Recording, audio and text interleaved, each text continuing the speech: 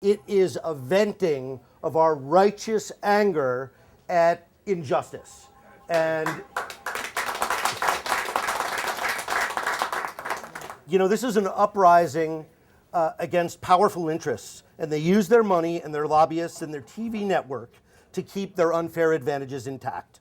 As this very smart fellow said, they use media to divide us and prevent us from talking about solutions. All we talk about is conflict. We never talk about solutions.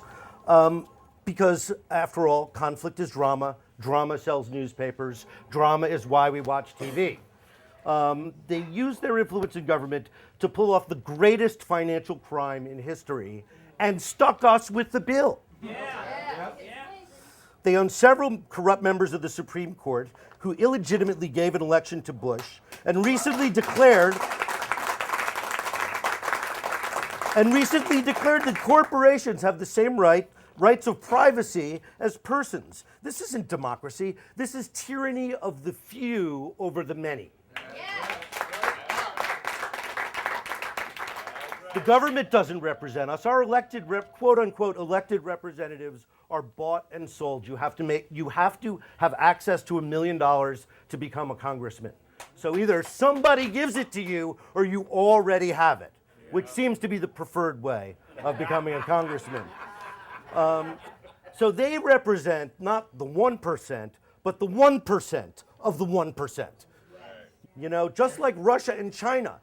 You know, this country is run by 20,000 people, and they're all known to each other, but they're not known to us. And they operate largely in secret, and they belong to the same clubs, and they go to the same universities. And so there is a two-level system for those 20,000 people and everybody else in America. So nothing is going to change unless we do things differently. We're here to demand nothing less than political, economic, and criminal justice of a system that is fundamentally broken and of representatives who are not responsive to our needs. I'm part of an organization called the Agenda Project, which is the organizer of Patriotic Millionaires. Patriotic Millionaires advocates the radical idea that we should allow the Bush tax cuts, which were never intended to be permanent, to expire as planned. Instead of advancing candidates, the Agenda Project makes ideas the client. And today, that client is justice, economic justice. It's no more complicated than simple fairness. Everybody I've heard all day has used those two words, justice and fairness. So when you see, 40 million causes in Zuccari Park, it's because there's that much injustice.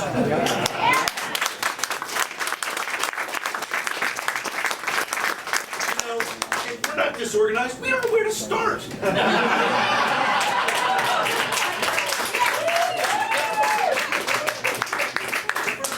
Let me ask you a question. It's a little history question.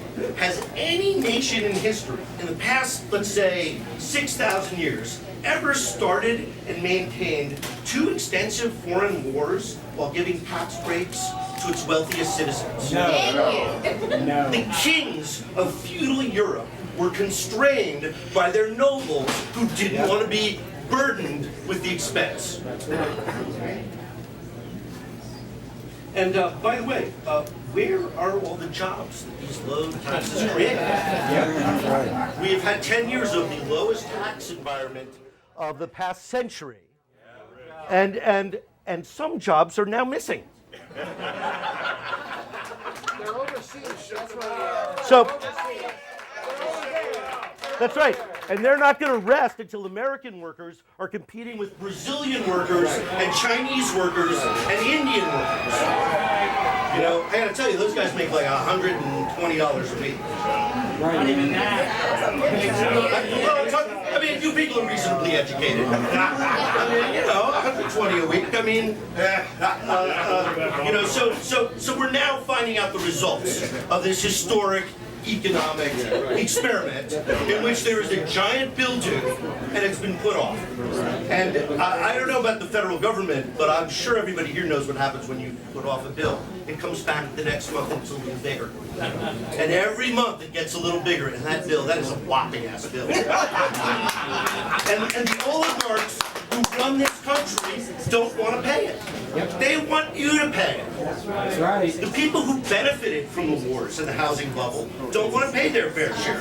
They want teachers, cops, and firefighters to pay it. They want auto workers and soldiers and nurses to pay it. $1 trillion disappears. $1 trillion. Either it didn't exist or someone has it. Either answer is a fierce indictment of a system that no longer works. When regulations are removed to allow huge corporate crimes, it's unfair. When trillions of dollars disappear and no one is punished, while millions of homes are foreclosed, that's unfair. When Wall Street banks get big bailouts while small businesses fail, that is unfair. When less than 1% of us serve in the military and they do all the fighting and the killing and the sacrificing in our name, that is unfair. That is wrong. When our leaders lie to us and are not held accountable, that is wrong. When the Supreme Court stops votes from being counted, that is unfair. When a man wins the popular vote but loses the election, that is unfair. When a company pollutes the environment to make a profit for its shareholders and all of us end up paying to clean it up, that is unfair. When a poor man dies and a rich man is treated to the best medical care that technology can buy, that is wrong. When the health care law enacted to address this inequity only enriches a poorly regulated insurance industry, this too is unjust. Does anybody here pay their own health insurance? I just had that experience recently. It is robbery. It is chaos.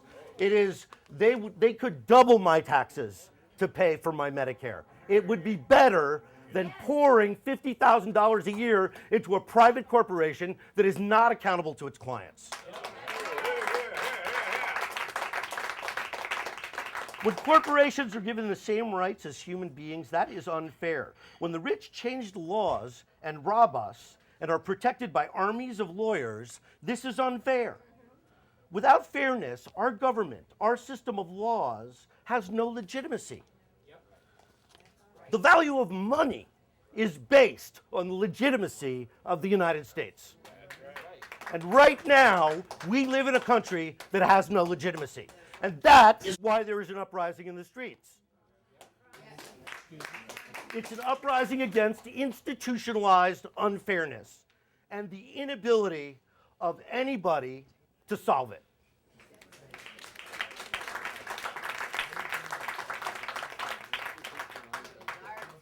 I wish I could stand up here and tell you that one of the two political parties stands for fairness, and all we have to do is vote for the right person. I don't believe candidates are the answer anymore, though some of them are on the right side of some issues. But as several speakers have noted, it doesn't seem to make a huge difference who we vote for. Well, but legislators need money to be elected. It's the system. They're corrupted before they even get into office. And black and white, rich and poor, educated, uneducated, smart, dumb, the system is too big and too powerful. And it takes them down the road so that when they finally get to Washington, they forget about us. Because guess what? They're campaigning for the next election. It's a job requirement for them. I get called by legislators all the time. You think they're interested in my opinion? They have to listen to me, and the guy, they're sitting there, their staff is there, they're going.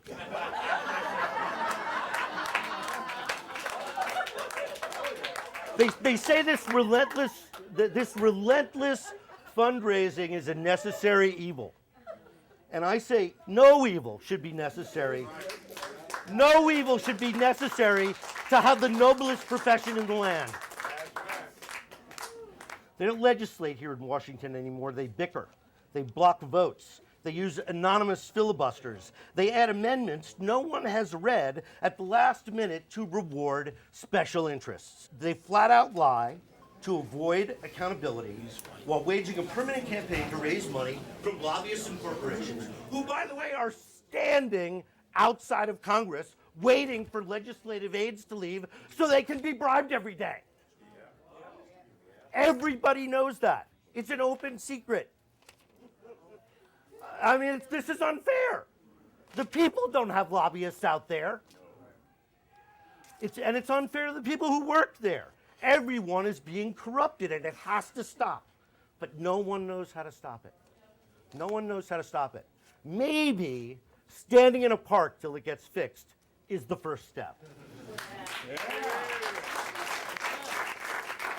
I've often wondered how bad the things have to get before people take to the streets to demand the change that we voted for. Where are the other 3 million people who stood out in the cold with me on January 20th, 2009? Change is hard. Public service is thankless. And the people who work to change things, who want to do things, are always at a disadvantage against the forces of the status quo, even as they agree and candidates mollify and placate and co-opt. The system resists change the way a body resists a virus.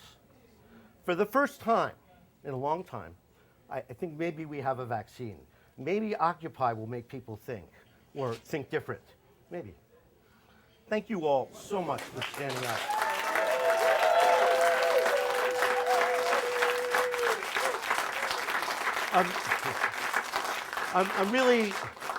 I am so touched by your stories and your honesty and your truth, and I hope someday, somehow, it can be addressed.